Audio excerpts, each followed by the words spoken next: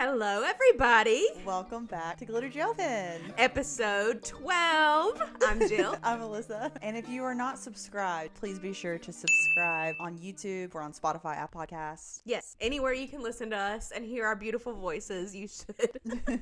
I know you love it. Yes.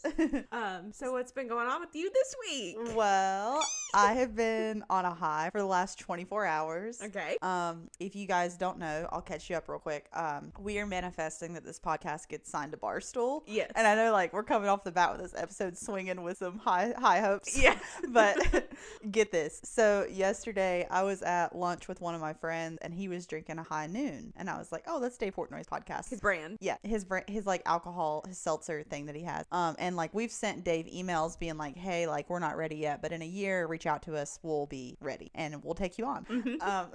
That So, $175 base salary. Yeah. Wait, $1,000. Not $175, period. Okay, Yeah. anyways, keep on going. So I posed with his High Noon because I was like, oh, I'm gonna pose with this and then tag Dave in it. Insert pic here. Yeah. And then Dave reshared me and put me on his story. And I was like his only Instagram story for a majority of the day. So it was like highlight of my life. I was checking the insights on that story. It reached over 200,000 people, which is crazy. That is wild. Like by that, you can like tell how many people watch his story. Yeah. Essentially. And I got so many random men following me. Because I feel like his like demographic is just all like dudes. Yeah. But there was this guy from a city that I have a business in, and the one of the guys from like their town talk like sent me a screenshot because he didn't see my story where I reposted Dave, but he saw Dave's story. He was like, oh my god, when I saw that I knew someone on his story, I freaked out. He was like, that's like my Taylor Swift, and I was like, yeah, I mean it's pretty cool. Yeah. But that's so funny. You called me and I was at work and you're like, Jill, guess what? And I'm like, I tried to guess and you're like, huh? I was like, honestly, you said to guess. At this point, Dave would be the ultimate reshare though. Like to like just in the place that we're at, like sure, Taylor Swift repost must be cool. Mm-hmm. But I just feel like we're trying really hard to get Dave's attention. Yeah. In some very weird ways, whether it's the Hannah Montana song, like whatever. But it was just really cool to feel like feel seen. Yeah. To feel seen. He's like, I see you. Listen. Yeah. And you're like, now he can see my DMs, so he's gonna open them and be like, I thought that he could, but whenever I was responding to him for posting my story, it said that I only had the option to send him one message or something because I guess we're not friends or following each other. So I think I have to wait until like I can send a message, so I haven't sent it yet because I was like maybe I'll want to say something else. So I just sent him a kissy face emoji and I reshared it and I just said that's my future boss. Yeah. Hey, that was cool. But my outfit today, I'm giving fresh out the slammer. Okay. I like it. I need to go shopping. Yeah. Like, we need to go thrifting sometime soon because listen, I'm rocking with like one pair of jeans, okay? I have a sense of style, right? Yeah. But nothing fits me in my closet. Yeah. So that's my dilemma right now. I need a whole new wardrobe. I like to go to Plato's Closet. Yeah.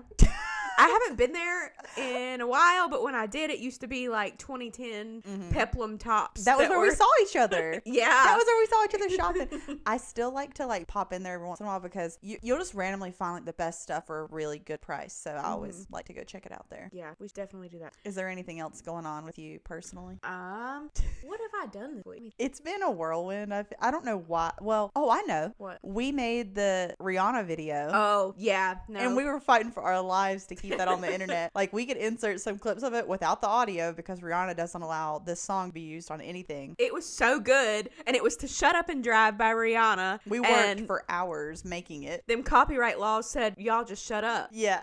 Period. Y'all just shut up. Yeah, they took out the audio of the song, and people thought, someone commented, it was Shelby. She was like, I thought that it was like a joke, like, shut up and drive. So we started driving, and the music cut out, and it's like, no, that wasn't supposed to happen. We were committed to the bit because we even sang a cover. Yeah, we tried to do a cover. It still took it out. Yeah, they removed it. They said that the cover was too good. Yeah, we sounded too much like her. So sorry for y'all. I've watched it a few times just to myself. I'm like, oh. Me too. That's all we can do. I'm like, that's a good piece of content right there. So yeah, that was my weekend. The one thing I did. But I am going to the circus this weekend, so that'll be a fun time. Okay. Gonna see all the elephants, see all the tigers. Oh no. Are elephants still at the circus? I don't know. I think they are, but I think people like protest it. Oh, never mind. I'm not seeing elephants at the circus. Maybe they're not in the circus anymore, but I know that it was a big issue, the elephants being in the circus. Yeah. You have to go and investigate. That's what you're going for. Yeah, I'm an investigative journalist. Yeah. I am not condoning animals in the circus. Hey girlies, popping in to say that there's no animals at the circus anymore, so do not be alarmed, okay? Thanks. She got the tickets for free, so she's not like supporting they were the business. gifted, so there would have been seats there anyways. Yeah, you know? yeah. So we've also been getting dragged a little on TikTok.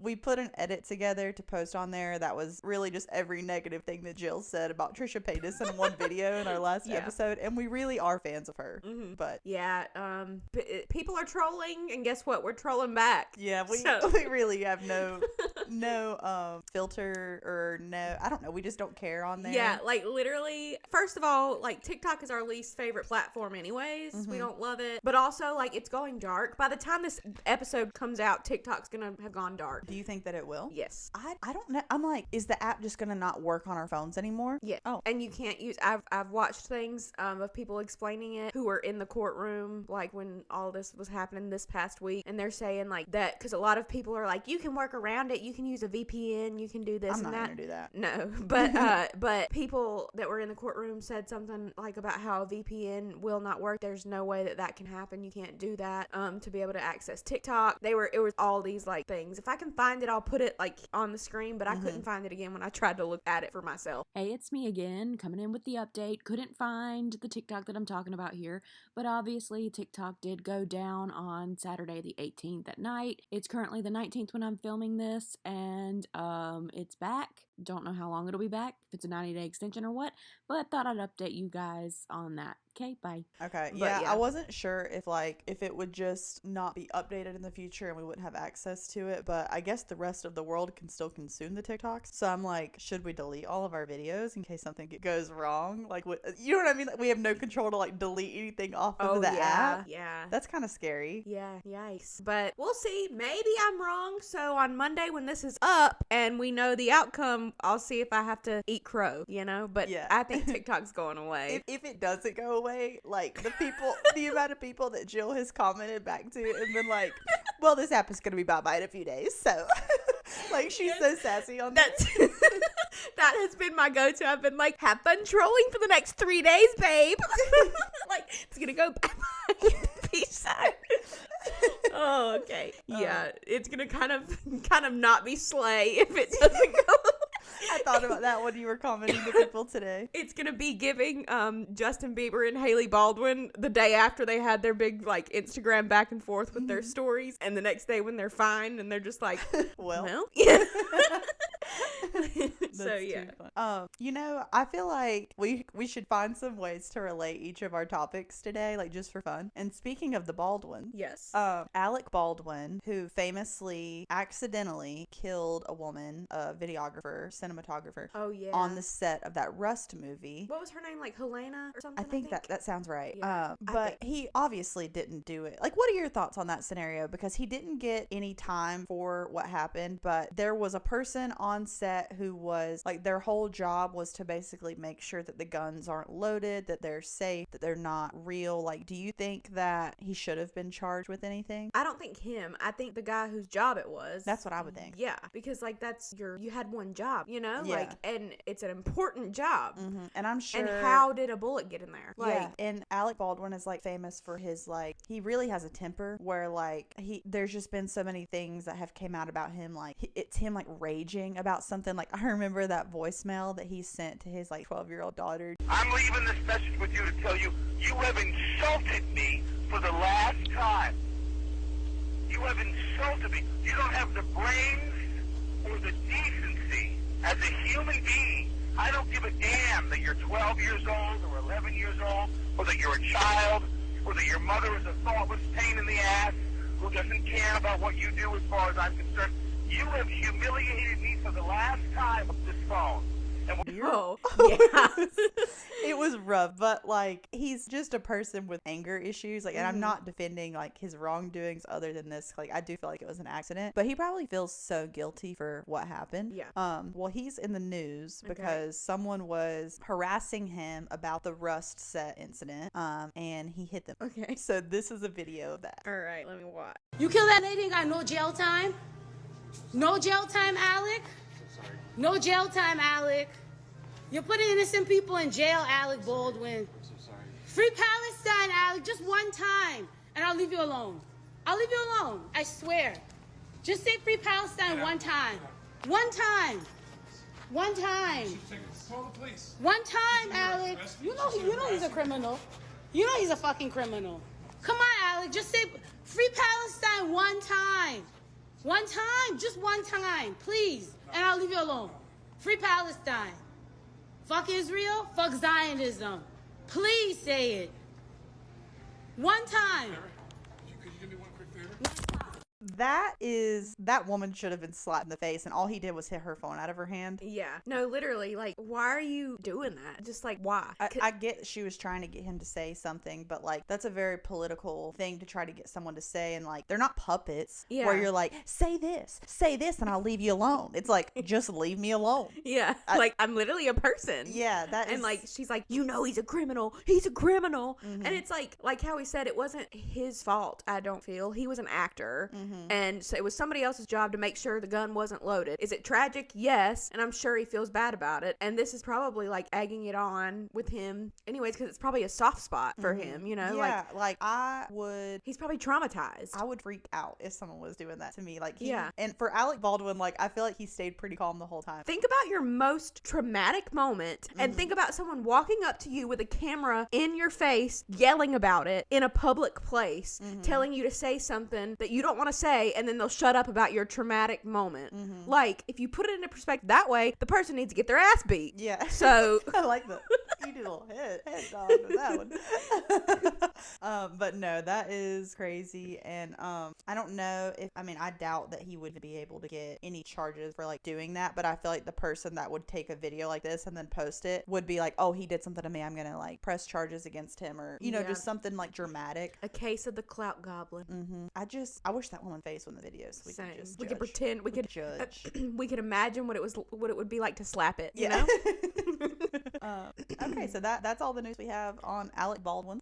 Okay, so there's that video of Alec Baldwin that we just talked about. And then another video that I found this week that I thought was interesting and I wanted to talk about was an Aspyn Ovard video. Okay. So Aspyn Ovard is on the Tarte brand trip. And when I was doing my research for our first episode where we talked about her, in the Reddit threads, I found some information that I did not divulge in those episodes because it was irrelevant to what we were talking about. Yeah. But there are theories, you know, that her daughter Cove has cancer. And I don't like want to speculate about that just because that's really personal and like she obviously doesn't want that information out there. But I did think that this was interesting because she posted a video on TikTok, and just watch it and then I'll finish my thoughts. I actually think you need to read the room because we haven't announced this yet. It's still kind of in the works to finalize what exact charities and foundations we are donating to, but 100% of the net proceeds from this palette are going to childhood cancer. I'm not pocketing $1 single from this palette, so you need to read the room. Don't mess with me. So she was talking about her palette from 2018 with Tarte is coming back, and all of her proceeds, she mentions the proceeds are going to childhood cancer. And so when she said that, I was kind of like, it was like a light bulb went off in my head, and I was like, you like connect the dots. yeah, and I was like, huh. And so, you know, don't want to speculate, but like, I really hope that that's not the case. Like, I hope that she just wants to donate to treatment for childhood cancer because that's something that is like really important and close to her heart. Yeah. And that it's not because of her daughter having cancer. But I just found it interesting, you know, I don't want to like speculate too much or say anything too crazy, but just wanted the internet to see and know of it, I guess. Yeah. You know? The Tarte trip always has some crazy things coming out of it. I guess like a lot of people, I guess as far as the Aspyn situation, like I don't know anything about her and I also don't want to like assume, but I could see like, I don't know why else she would donate, you know, 100% of the proceeds for something to like such a random thing if it's not relevant to her. So and hopefully. she had been talking about how they were going through like the hardest time, and she wasn't going to talk about like what that was. And so there were in the Reddit threads that I was in, when I was in them, there was a lot of almost like not proof, but a lot of evidence towards that's what is happening. Right. So yeah, just hope that that's not the case. Yeah. Because that has to be so difficult, and like I can't imagine. And then like going through a divorce on top of that, like not even having like their other parent like be, not that they're on bad terms, but just not have that like family unit in like any hard time. I feel like it would just be that much harder. Yeah. And if she's going through that and still able to like upkeep her like social media image and try to continue being like funny and goofy and making like, these trolling like then go off point. And like also either way, thanks for donating to childhood cancer. So and on the Tarte trip, I guess a lot of people were giving Tarte a hard time. It was Trisha. Okay. I guess Trisha, this is the first year that Trisha was invited, so she feels like she has the right to judge and like, okay. But she was invited to the Tarte trip? Mm-hmm. Oh, she didn't want to go. She said she'd be like an old married couple and whatever. So on the Tarte trip, they fly out these influencers on private jets and take them, I forget what the island is. It's some remote island, and they have this big like extravagant experience, like very customized to each influencer. They have products, they do all this stuff. But so much content comes out of the whole trip. Yes, like that's what it's for, is for all these influencers to, promote Tarte the whole time. And there's always drama to make people talk about the Tarte trip. Yeah. So and the fact that you just have a bunch of like influencers and beauty influencers specifically most of the time are just all in one place, and they're kind of all a little vain and think kind of that everything's about them and that they're the most important person on this trip. And so it never ends up good, I don't think. I just want to tell you what I just had walk through my brain. What? Because I had to like pause the recording and we had to reset one of the cameras. It was obviously the ice maker. I now know that was what that noise was. Okay. But in my head, I have the worst paranoia and anxiety about the most irrational things. And in my head, someone just walked in the side door of the house with a gun and they were going to come in here and shoot us.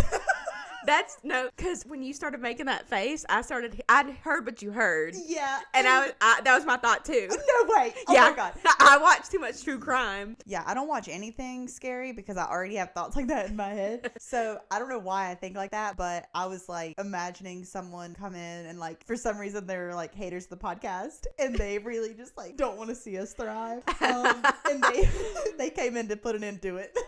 They used our IP address, and from TikTok today was one of the people we were trolling. I know. They were like, here we are. Such a far like little rabbit hole, but like you're gonna go. They were like, you're gonna go dark before TikTok does. Like in the 10 seconds that we started talking about Tarte, and then like that, like my brain just went, and I like went down this whole rabbit hole of like why they hate us and why they're coming to kill us, and we're back. Yeah. Let's talk about the Tarte influencers. Okay. So what were you saying? So this trip is Tarte hires all these influencers. They get on a private jet. They go to a remote island. I forget what island it is. They're given free products. They're given all this stuff. It's very extravagant, but I feel like it's such a big part of their brand, especially now because they've done it like over and over and over again. But obviously LA was like on fire last week and was like really burning down. A lot of people lost their homes, businesses, all that stuff, which is bad. Yeah. But this trip has obviously been planned for a while. It's not like the fires happened and they were like, let's go on a trip where y'all are gonna just do this thing. Yeah, so like Trish and Oscar were kind of like, like Trish was almost like dragging them for doing it at all because one, the private jet thing, which I understand private jet, like they don't have to have a private jet to get out there. I feel like it's just a way to like elevate it. But my thought is like, if you have a company that is 100% successful because of influencers using your products and you have the funds, why would you not do something like that? Yeah, because their whole stick is to be going over the top to make these influencers like talk about everything from this trip, you know? So they're like, let's get a private jet. They're gonna make so much content on a private jet. Yeah. Like, and in return it's gonna make them money back. So and it was in the news that Brianna took some random guy with her. I saw that. Cares. Yeah. I would do that. I would totally, like, she can do whatever she wants. While she was on the Tarte trip, had her Sports Illustrated swimsuit cover come out. Okay, I haven't seen it yet. It was kind of inspiring because she was like, seemed like she was taking the hate like super well. She was getting to this point with it where she was like, I don't care about like what people say about about me. It was her like reclaiming herself is like what she said. So I thought that was cool. Nice little positive note. But yeah, people were like making fun of her because she brought some random dude on the trip. I saw the trolling like stuff of that. There was speculation that Aspyn Ovard was talking about that in one of her TikToks because she posted a TikTok about the sound was like some country, I don't know, I'll put the video in here, but it was like blah blah blah is for the girlies, and it was some sound. This song was Two Positions by Ariana Grande, and I can't sing that song, and I'm not gonna get copywritten, so here we are. Which I get that. yeah. I do get that it's like an all girls trip and then like you bring like a random dude. But the thing is, I feel like if it's so casual, that can be fun too. Yeah. As long as they're not like together. Yeah. Do you get what I'm saying? Yeah. And then Aspyn's text over top of her video was like, bring a girlfriend or something to on the trip because then you don't have to worry about them cheating on you. And it was like, oops, what's happening there? Yeah, but what's going on? I feel like she's just in her I don't care era about everything. Yeah. She's like, people are gonna hate me no matter what I do. I'm sure it's like super casual where it's like it was kind of just fun. Like they probably only met a couple weeks ago, and she's like, "You want to go have fun on this trip?" Like, yeah, and I feel like anybody would do that if they had the capabilities to I do mean, that. I know girls who do weird stuff like that around here. Yeah. With boys, Yeah. like they meet in a week and then they're like, "Yeah," like all in. So I kind of did something like that. I feel like in the past, I had been talking to a guy for 2 weeks, and then we bought flight to Alaska. So okay, it happened. Yeah. Sometimes the mist is real, you know. Yeah, and it was just but it was like the same. It was like so casual that like I didn't care. Like he could have done whatever, and I would have still went and like had a good time on my trip. Yeah. Whereas like if you're in a relationship with someone and they're like a Debbie Downer on the They trip, can ruin it. that can ruin everything. Yeah, but if it's so casual that like even if he goes and does something with some other girl that's there, you're kind of like, I don't really care, like whatever. But yeah, so the Tarte trip was obviously happening like during all the fires and all the stuff happening there. But North Carolina got washed away in September, and I didn't see anybody move. Yeah. And I'm just now starting to see like some celebrities like be like, North Carolina, we hear you. We hear that whatever. Like if y'all are not from North Carolina, our mountain towns were washed down a river non-existent. Yeah, like to and the they're ground, still not there. It's not rebuilt. People are still in tents in the snow with their families. And they're excited over getting heaters. Yeah. The people like the area too, like Asheville is like a really famous city, and that is like the arts city of like any, like I don't even know of any cities like that in any other states. Like it's like an art hub. Like there's a pottery studio that like I know the owner, and she was like, yeah, like the one of the places in the arts district there, like they distribute most of the clay on like the East Coast, and they were completely washed out. Like there's just so many things that it's like, hello. Yeah, I do get the argument because I have seen people saying, because I've seen people posting like this on Facebook and being like, the LA fires are such a big deal, but nobody's helped in North Carolina. And it's like, some people, I've seen comments like that they don't need to be competing. They're both like tragedies. Right. So I do understand that neither is necessarily worse. They're both horrible and everything. But I think the reaction with like the general public to California and LA burning down is like, everybody's like, we need to help them. And it's like, yeah, and we needed to help North Carolina too. Yeah, and I feel like it's because there are like celebrities that live there that people just know who they are, so they feel like they have some like relation to what happened. Whereas like a bunch of, you know, people that no one knows that live in North Carolina had their homes destroyed and everything, and like you just don't hear about it because they're just not famous people. So it's like not comparing the two scenarios. I just think that it's hard to like see all of the celebrities like do so much though. Like I get they have more relations to LA than here, but like Morgan Wallen, for example, I haven't seen him post anything about the LA fires, but he literally lives in Eastern Tennessee. Like that's where he's from, and like his concerts sell out, and he never did like a benefit concert or anything for like North Carolina whenever all that stuff happened. And I'm only even saying that because there were like several like bands and musicians that did like do things like that, but like there's just it's annoying to me to see like all the celebrities like jump on that knowing the lack of help that North Carolina got. Yeah, for sure. Oscar was even talking about like his grocery, like I guess a lot lot of LA lost power during the fires, and he was talking about how his grocery stores like didn't have power and stuff. And I'm like, yeah, our grocery stores didn't have power for a week here. Like, yeah, people in their homes didn't have power for a like week. I don't They think lost all their people food. understand how bad it was here, because like, and not to mention like the grocery stores that were open were selling out of everything because everyone was going and buying things to take to the more western part of the state that got more damage. So like, not only were our grocery stores like hard to find with stuff stocked in it, but people here that had experienced a lot of damage were the ones taking care of people in North Carolina. So it's like, it's just like, I guess I'm just trying to like bring awareness to the fact that like North Carolina is not better yet, you know? Yeah, because we're not. And I feel like maybe people don't know because it doesn't get as much coverage. Because It's like old news. I'm sure like 6 months from now, people are still going to be talking about the burned down houses in LA and the burned down everything over there, but nobody's talking about North Carolina. So yeah, and the thing about LA's fires too is like there's so many people that live there, and there's so many normal people that like their homes and stuff burned down, and I really cannot imagine. But I feel like a lot of California, they're not equipped for a fire to burn down their entire house, but like fires are a part of their life in some way. Like they do happen all the time, whereas like whenever the mountains here were washed away, those were like never before seen levels of water in North I mean, Carolina. it was a mountain town Yeah. that's nowhere near, like there might be like a river lake type situation, but no big bodies of water that anybody would have ever expected anything like that to happen. Also,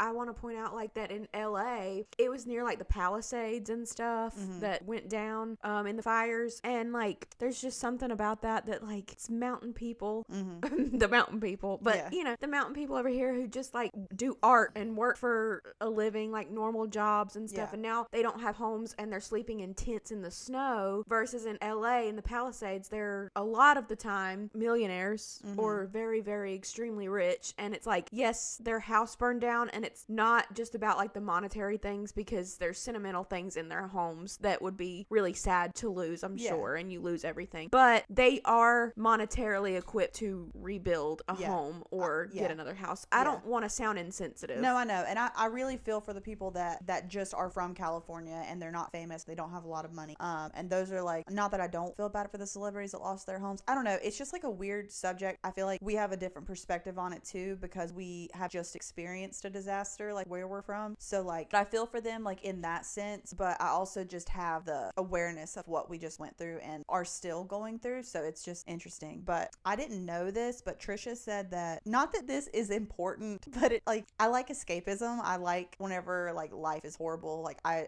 zone out into a podcast, I watch a movie, like whatever, and the Grammys are important to me for escapism. Oh yeah. And she mentioned that the Grammys may be postponed or even just changed to be a benefit concert. Yeah, that's kind of sad. I know.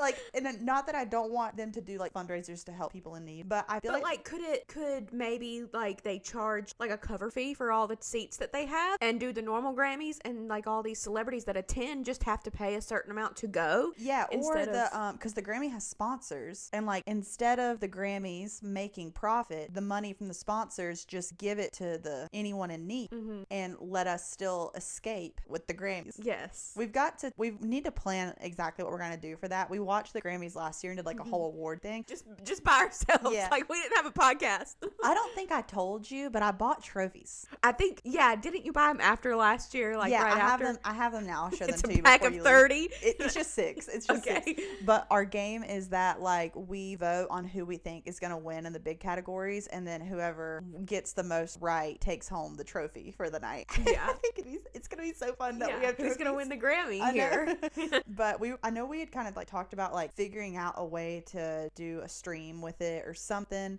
I guess it's in February, so we probably need to figure it out. Yeah, we'll get on that. Yeah, we'll try. Yeah. But yeah, I don't know if like them like postponing all of these events, because I think that honestly, I would think that the Grammys are more worried about carrying on with regular business as there's like destruction that has happened, rather than them being so worried about helping people. They're probably more worried about what the public's response will be to the Grammys continuing as normal. yeah, You get what I'm saying? it would probably be the same reaction Trisha has to Heart Brand Trip, you know? Yeah. So Also on this episode of Just Trish, they were saying like they were giving some praise to like Logan Paul, who like gave a bunch of prime to the firefighters, and Oscar was like, don't they like just need some Gatorade or whatever? But whatever. But they were like just giving some positive like feedback to creators that they don't love, that they were like, well, like it's good that they're like doing something, like I cannot like them and then like, you know, be like grateful that they're helping, except Mr. Beast. They don't. Yeah, Like they don't. Mr. Beast does so much, I feel like, for people in need, and he gets nothing positive from them. Literally, like I have more on that, like more in the same vein as that, Mm-hmm. but it's a whole other topic that we're going to talk about, so we can go ahead and move into that. Okay, cool. If you want. So Mr. Beast made a video about he helped 2,000 people walk again. God. He got them all prosthetics, you know. Wow, those are so expensive. Yeah, really expensive. So he posted this video at the end. This video a little differently than normal, and I wanted to say that the fact that some of these people had insurance and were denied, some of these people had insurance but didn't have the right coverage, it just doesn't sit right with me. Their only hope right now of getting a prosthetic leg so they can walk again, so they can go get a job, is for a YouTuber to step in and help them,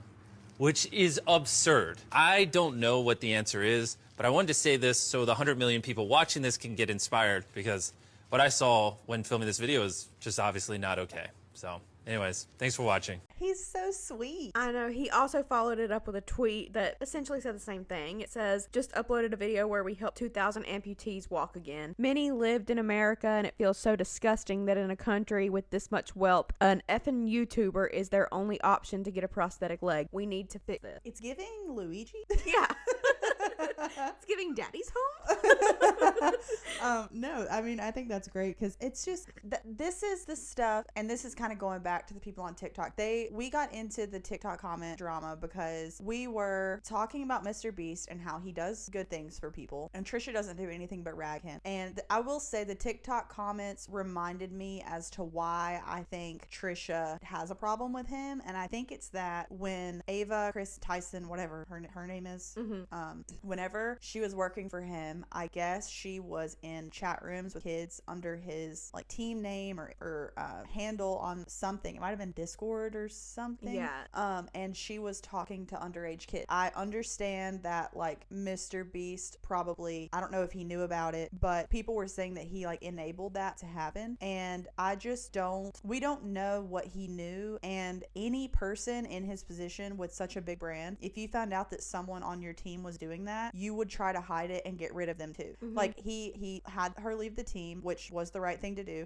Does he have to come out and address it? No, I don't think that's on him. He's not specifically the one that did it. It was someone close to him on his team, but like we said, we don't know if he knew about it. And when he found out about it and it was made public, he fired her. So I don't. And if minors are involved, I don't think it's right for him to out all of the details of anything that happens. So like anybody in his position would have removed her, and not that he was enabling it, but I don't think keeping it a secret is enabling it at all. If you've already taken the steps that he took of firing. We might not know all the details of this scenario. Like I was gonna dive into the Mr. Beast and all that, like with that drama, but it was so in depth that I just didn't, because it had happened before we had the podcast, and I didn't feel like we should dig it back up unless we had like a whole deep dive video or something. But that is my theory on like what Trisha's issue with him is. Yeah.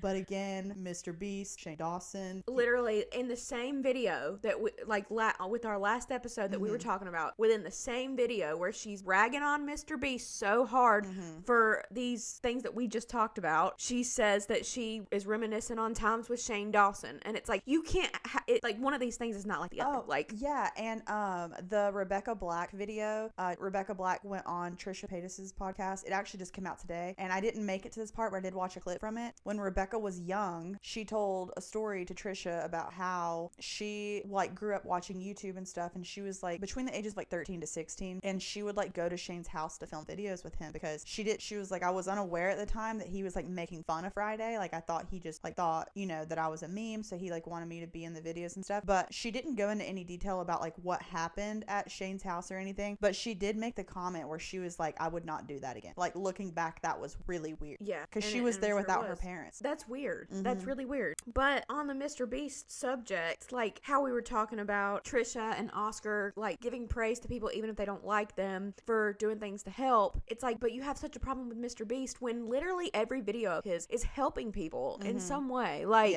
he's always giving someone something back. Like, he's giving amputees like legs to be able to walk. And a lot of his criticism that I see is that he does these nice things only for like a YouTube video, and that it's strictly to be nice to make money back, you know? And to that, I always just think, like, I genuinely don't care if Mr. Beast's kindness is performative, because at the end of the day, he's still helping all of these people, the blind person to see. He's helping 2,000 people walk again. He's giving money to people who otherwise would never have a chance at having it, who need it. Like, I don't care if it's performative and to make money back. He gives the money back when he makes it. And it's like, okay, he could, like, even just comparing like David and Mr. Beast, like, okay, David has a ton of money, Mr. Beast has a ton of money. Mr. Beast helps everyone. David goes and parties. Like, I like David's vlogs. Yeah.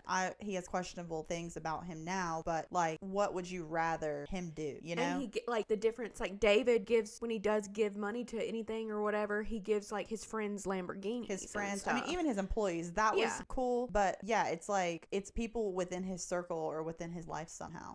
It's just like, there's just such a double standard when people are talking about Mr. Beast. Yeah, in my opinion. I feel like, I just wonder if the whole prosthetic leg thing was inspired by Luigi at all. I just want to know, you know, like, because he's like, I have an issue with the healthcare system, and it's like, so are you using that pillow to cover your feet? Yes. Because they're just out here. The dogs are out, homie. They're out every week if you look hard enough. Yeah. They like to clench. They're in the intros if you want to go back and look. And I'm not zooming in and putting it in a clip here. You'll have to go find it yourself if you want to.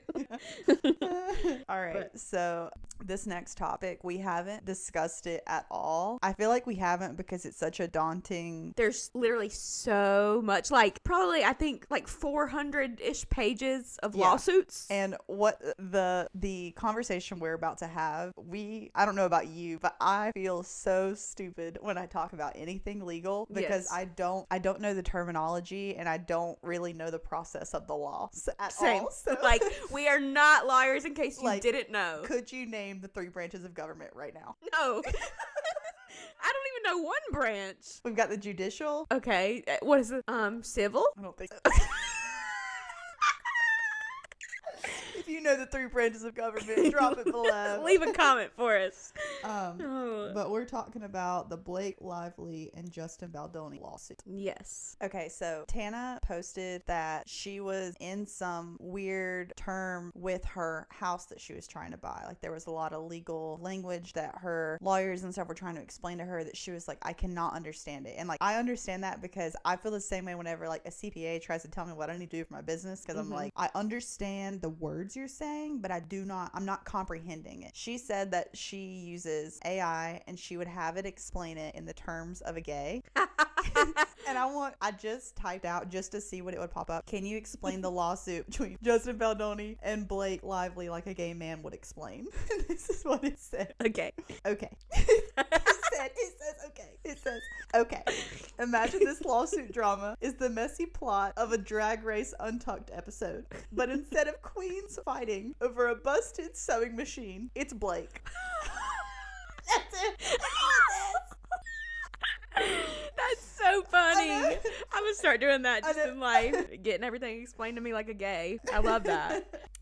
Okay, but I was trying to get us a summary, but it didn't work out. We can start from the beginning. So to start off, we can talk about like what happened prior to all the lawsuit going on. So there were claims, from Blake saying that Justin would come into her trailer while she was pumping or breastfeeding her daughter, and it was unwelcomed, because I would hate that. Like, some people are really open about breastfeeding, like they'll do it at a restaurant and whatever, and more power to you, you're allowed to do that. But some people are really private it's private and they don't want to do that. So I understand. And apparently when he would come in, she said he'd be like gazing a little too long, which I could see, like I could just see the whole thing just feeling uncomfortable, you know what I mean? Also, whenever they would do intimate scenes, she said he would linger with the kisses a little too long, or he would improvise things that were not planned, and she didn't like that either. He called her sexy. Apparently, we find out that he came out to say that she wanted wanted her character to feel sexy, apparently. But she was talking in reference to her character's clothing, and he called her sexy one day, like, was like, yeah, you're looking sexy. And she's like, oh, I don't want to do that. Yeah, especially having to, like, pretend kiss someone that, like, you know, like, looks at you that way. Like, yeah. it's gross. And it's a known thing. Justin Baldoni has been open about the fact that he has a porn addiction.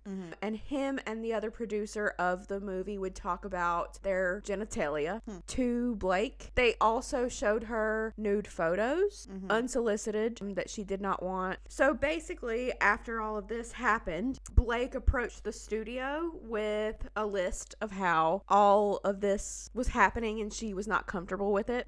And the resolution was basically that they would hire an intimacy coordinator. And basically, that's what happened. So from what I remember, whenever It Ends With Us came out, you know, we didn't know any of the backstory or anything. I had heard, because I listened to Dumois, that there were issues between Justin and Blake because she did her own cut of the movie. Like, she had kind of taken a little bit more of a producer role than maybe the whole cast and everybody had originally planned. But I always heard, like, while the press stuff was coming out and, like, Blake was getting a lot of negative feedback from, like, old interviews, and Justin and Blake obviously were never together at any of the public showings. And I will say, Colleen Hoover, who wrote the original book It Ends With Us, she doesn't follow Justin on Instagram. Neither does any of the cast. Yeah, so that is, like, an interesting thing. But whenever the movie was coming out and they were doing all these press things, like, they never appeared together. And it seemed like, with the information I now have, everybody was making comments about how Blake, like, talked about the movie very lighthearted, never, like, gave any insight into, like, thoughts that she had about domestic abuse and things like that. And, like, she was, like, telling girls to, like, wear their florals to the movie theater and acting like it was happy, like, chick flick or whatever. Yeah, so basically, like, when I first saw this, before I knew any of what I previously said about what went down, like, on set, all I was seeing during the promotion of this movie was everybody's backlash about Blake saying, like, wear your florals, this is a movie about hope, like, whatever, and not ever mentioning the domestic violence that the movie and book is actually about. Whereas Justin Baldoni took the whole different route, and that's, like, what his main topic essentially was in all of these press trying interviews. to bring awareness. Yeah. Yeah. And it made him look far better than Blake, because everybody was like, why are you promoting this movie, Blake, like it's a rom-com? And Justin, you're promoting it the way it's intended to be, to speak out for domestic violence. While they were doing this while never being in the same room with each other. It was so weird, like, the way that happened. Yeah. And come to find out, once Blake's lawsuit came out, because Blake filed it wasn't a lawsuit, it was a step before that. It was a complaint. She filed a complaint, which I guess is the first, and y'all, I'm telling you, I don't know anything about law. I wrote that Blake didn't file in civil court, but she filed in California Civil Rights Department. So this is like a prelude to a lawsuit being filed in civil court, but it's not yet an actual lawsuit. Right. So, and my one thought about that, though, is, like, I don't see, and I don't really know, like, a lot of information about, like, the process of that, like, because as far as I know, she hasn't filed a lawsuit against him yet. No. But just today, so she filed this, like, whatever comes before a lawsuit, the complaint. She filed that in the state of California. And it wasn't even against him. It was... This complaint was against Justin, and it's the woman who manages his, like, PR team, or... Yes, it's two women. It's two women. Yeah. But insert their names right here, because I don't really care enough to remember them. So she filed the complaint, but she never did file a lawsuit. Well, whenever this complaint came out, Justin and his team came back and said that this was just like a PR stunt from Blake, because they're not actually filing a lawsuit because they don't have evidence to stand on, and it's just to recover her public image, basically. And I honestly feel like Justin, he has started a lawsuit today for $400 million against Blake and Ryan Reynolds. And I have this article right here. So he is actually suing them today, and it says that Justin Baldoni is now suing Blake Lively, Ryan Reynolds, and their publicist Leslie Sloan and Sloan's PR firm over the situation with It Ends With Us. He is claiming that they are defaming him and extorting him over the movie. So he's now came back with a lawsuit. So my question is, like, does that mean that he actually has evidence to stand on to win the lawsuit, or is he just doing the lawsuit lawsuit to like save public face. I think he's just doing it to save public face because this is like his version of being like, look, I obviously didn't do it because if I did it, I wouldn't be suing back for what she said to me. I think like and even not knowing like all of the details of each side, even just knowing like what Blake said that he did on set, and there were so many witnesses around that saw, and like from the information I've gotten off of podcasts and stuff, like they like acknowledged that did happen and that is the case, and that Justin was weird towards her, and that's why he was exiled from the premiere and had to go watch the movie in the basement with all of his loved ones. I mean literally, would you want to be at a movie premiere or doing press or anything with a man who during the birth scene in the movie, he was like, my wife took off all her clothes when she gave birth, so I think you should take off all your clothes. Yeah, and like that is creepy. Forced that. My one thing that I guess I have questions about, which I guess we'll find out like as these lawsuits forward. I don't know a lot about intimacy coordinators, but I have listened to several podcasts.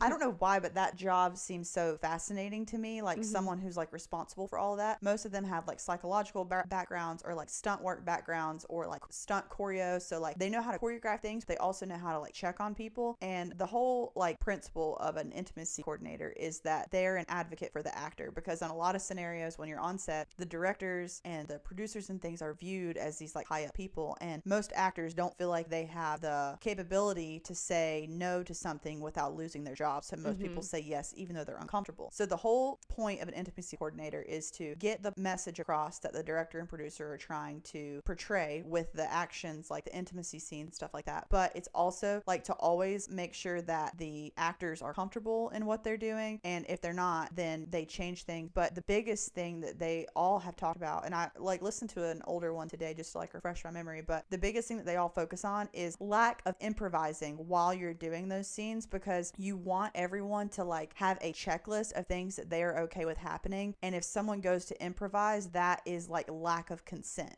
So that is like the biggest like thing to where I'm like, Blake isn't wrong in anything that she's saying. No. And apparently, you know, at first, like how he said he would improvise things and whatever, and the production got shut down during the writer's strike, and when they came back, that was when Blake like stood up for herself. Blake had went to HR with all these facts of like what Justin had been doing, and their conclusion was to get an intimacy coordinator, and from then on I take it that it was better in that regard. But even just having in writing like what she took to HR is like enough evidence to me, because if she took it to the cast like while it was all happening, and it was never made public at that time, it was all kept under wraps, like her having that in writing and then like the crew doing what they need to do to change things up based on what she's saying, like that is all of the evidence you need, in my opinion, to like believe what she is saying happened to her. And it sucks that like the public is so quick to like think that she's trying to like redo like her public image, like, and those accusations aren't true. But why are we not so quick to think that he's doing the same? I do.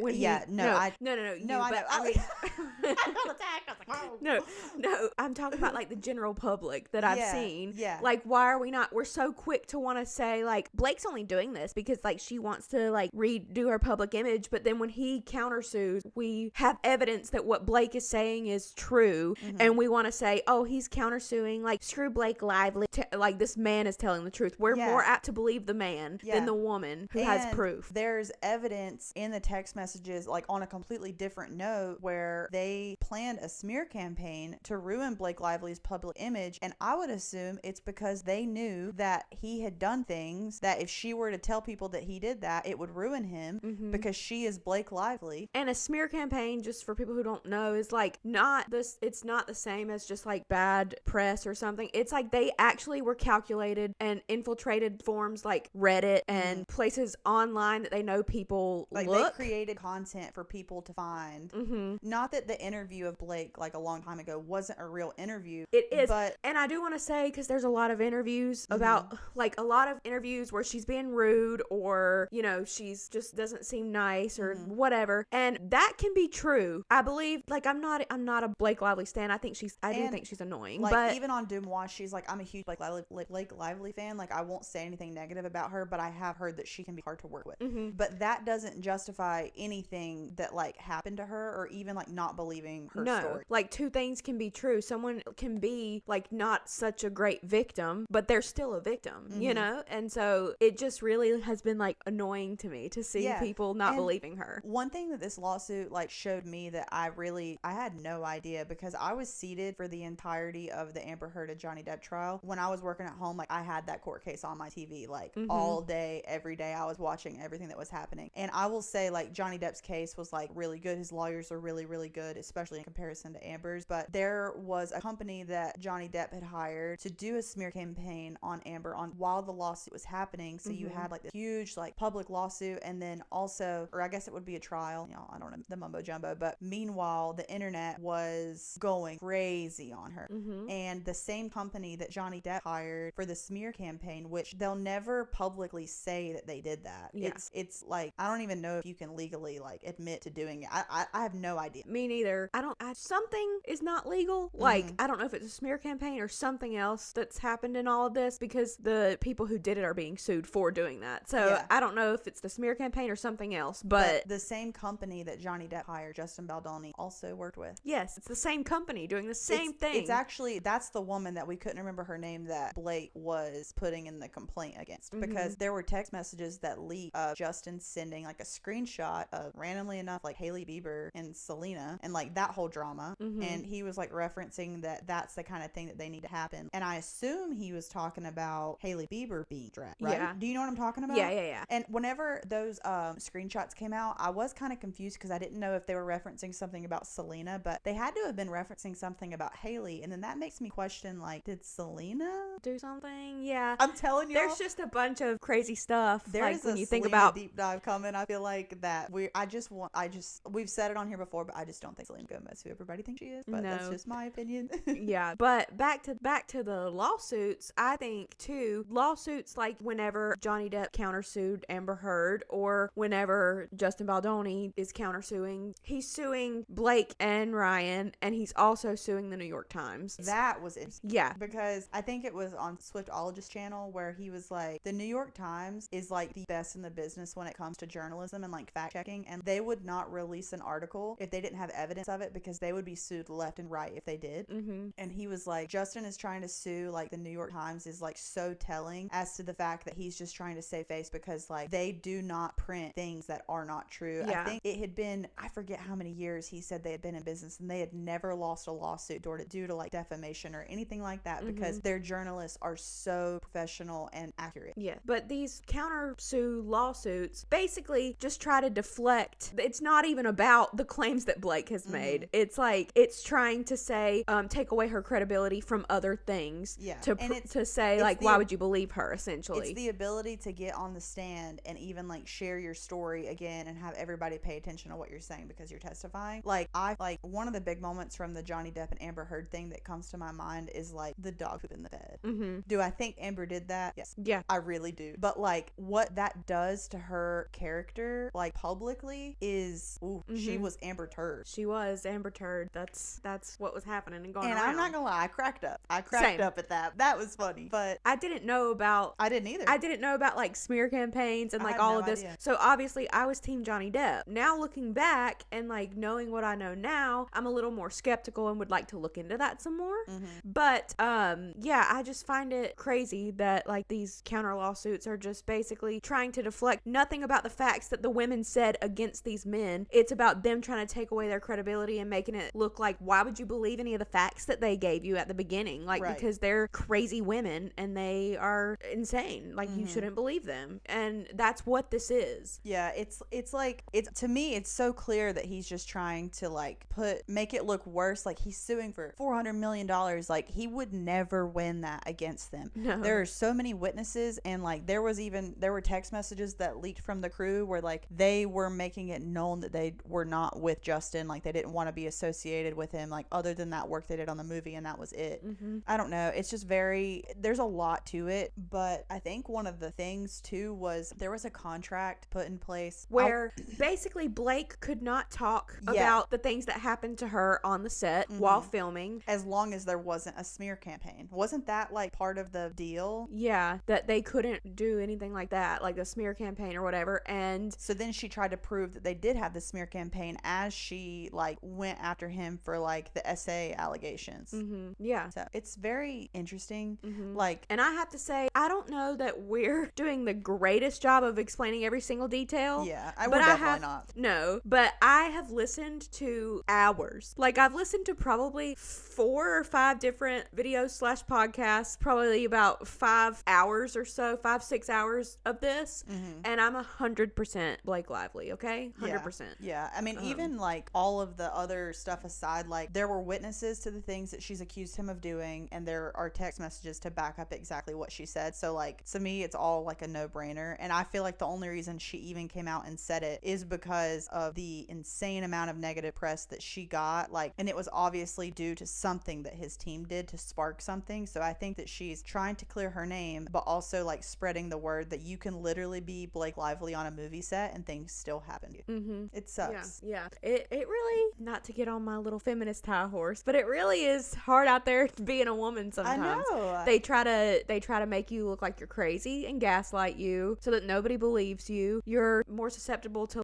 SA and workplace harassment. If you go to HR, most of the time it just causes more trouble and more issues and for if you do come out and say anything, people don't believe you. Yeah, so that's my stance on that. Maybe I think we did a fairly good job summarizing it. Like, we're obviously not like super qualified to be talking about everything, but we also are just trying to like explain it in summary from like a viewer's perspective, because we have consumed so much information about it. It's kind of overwhelming even whenever you try to really put it into There's words. so many hours of information. But the general gist is that there was a smear campaign put in place during the press tour for the movie, allegedly. And then Blake came out with the complaint to just get the word out about what happened and address the fact there was a smear campaign. And then Justin's response is him countersuing to save face. Is the way that I see it. Essentially, it's a really dramatized version of that. And there's a lot of screenshots and there's a lot of legal jargon. But I'm telling you, I wish we could remember this woman's name, but Zach, the Swiftologist, was like, look this woman up. Like, and y'all should look her up and look at the different things that she's been involved in the past as far as like public image things. It's crazy. Like, there's so much to it, and PR is like so fascinating to me because you don't even realize how much of our media is fed to us a certain way to give the public this like specific vision and viewpoint of people or situations, and they just control everything. One of them is Jennifer Abel. Okay. And then there's another one named Melissa Nathan. Yeah, that was Melissa Nathan that I kept hearing him say her name. So I feel like Melissa Nathan and Jennifer Abel are their names. Both people have worked with Johnny Depp, so just look it up. Yep. And there's text to prove that they are the slimy scum of the earth. So yes. But I think that's all that we have for this week. Yeah, we ended on a really fun note. I on know. That one. I know. This week feels so weird, and I don't even know why. But we both, I feel like we're just busy this week too. So this is probably honestly the least prepared we've been for an episode. Like, literally, like if you guys could see our typical notes and outlines that we have for episodes, and you saw this one, you'd be like, "What was up with y'all this week?" Yeah, I know I've had like such a busy like work week and everything. Me too. But I feel like we're getting better at like flowing together and like just like being more conversational on camera, because we're growing. Yeah, we're growing. It's a learning process. So and one way you can help us grow is click that subscribe button to the channel. And if you watch us, if you like us, please subscribe, because some people who watch us don't, and you should. No David Dobrik vlog this week. I noticed that, but I feel like the worst thing he could have done is upload a vlog in the middle of the LA fires. Oh yeah, no, that would have been in poor taste. It was kind of ironic because Trisha and Oscar were saying that he opened the gates of hell when he came back and LA was burning down, and that's a little dramatic. I'm sure David took the week off in honor of the LA fires. But what a righteous man. Yeah. But Kim Kardashian is still promoting Skims, and everybody's mad about it. We didn't talk about Scott. That video is funny. We should do that. Okay. Because it's not funny. It's like kind of creepy, the things that he said. But I guess Khloe Kardashian, in the middle of the LA fires, has launched a new podcast episode. I watched the full thing. Yeah, Scott Disick was her first guest. Yes. And they're very boring, to be honest. They're really boring. They're like, she's like, so what's it like? You know, like, what do you like about the fame and what do you not like? And he's like, well, the money. Yeah, I don't have a problem with with Khloe Kardashian, but Scott Disick rubs me the wrong way, and the way that he talks drives me up the wall. I don't think that's his real voice. I think that he's like using some, like, he wants to be like soft spoken or something, and I just don't think it's real. Yeah. It really bothers me. Yeah, they were just boring the whole time, honestly. Like, I don't even, there was nothing of real note to me that stuck out because it was so boring. The one thing I saw was this clip of him talking about dating younger girls. And I want y'all to know before we listen to this, the girl he's talking about, he's 38, and the girl he's talking about was 19 years old. Yeah. Gross. Yeah, let's watch it.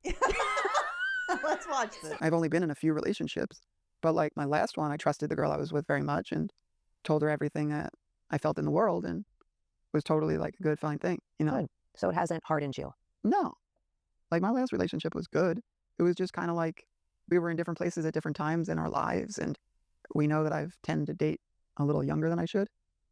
And Are you going to stick with that? Or are you going to try to go a little older? I can't go. Well, So what's your age maybe range? I'll get back with her when she gets older. Yeah, but she'll still be the same. Yeah, but she'll be matured then and older and been through life a little bit and got over So and you had some heartbreaks. got it. And I like when Chloe's like, are you gonna like stick with that, even go a little younger? He's like, I can't go any younger. Him saying we're just at different stages in life. No shit. Yeah, you Like, think? She just graduated high school. Yeah, literally. You're almost 40. That And is insanity. Is. He dated like Sophia Richie. Wasn't she like 15 or 16 whenever they dated? She was young. I do not think she was 18. I could be wrong. But Trish and Oscar, whenever they did play this, they were talking about like how normalized it is like in celebrity culture to date like so much younger if you're a man, and like for like teen girls to date like grown men. It's gross. It is. It's always some dude with money, and it icks me out so bad. It's like, what do you really like have in common with them? We all know what you really want, and we all know what they're for. Like, you know, you don't have some deep connection with somebody who just graduated high school when you're almost 40 and have 3 kids. Your brain is so like far past, it should be so far past like what those people think. Like even like our friend Henry, he's 22, and like sometimes we're like, what? I know, like I'm like he like interns for me, like, and works for me, like doing some video work, and like we're 6 years apart, and sometimes whenever I hear him talk, I'm like, you poor little baby. Yeah, like, oh, little baby. Like it's just so like I cannot imagine looking at someone when I'm almost 40. Imagine dating a guy out of high school whenever like you're right about to be now 40. I can't imagine dating somebody who's 19. No, I think that would not about happen. Brooke Schofield boyfriend, she was like our age, or he was our age whenever he was dating that girl that was still in high school, and it's like, yeah, she can't even drink alcohol. It's like guys like that, I feel like, I don't know, they just like mentally and emotionally have like nothing to offer. No, and most of the time they're wealthy men, so it's like all they have to offer is their money, and that's it. And that's why, like, because they're so just emotionally immature or something, and they're with these women, like these girls. They're girls. And it's like I think that there is a point where like if either of the partners are 25 and up, I don't think it's that big of a deal. No, I feel like in your late 20s you've been through enough to like know when something is weird. I feel like you have your frontal lobe, so you can like process everything fully and have awareness to just be more even aware of who you are, to be able to be like, no, that's not right. I think there is an age where like 25 and up, like I don't think it really matters that much, but like anything less than that, it's like they're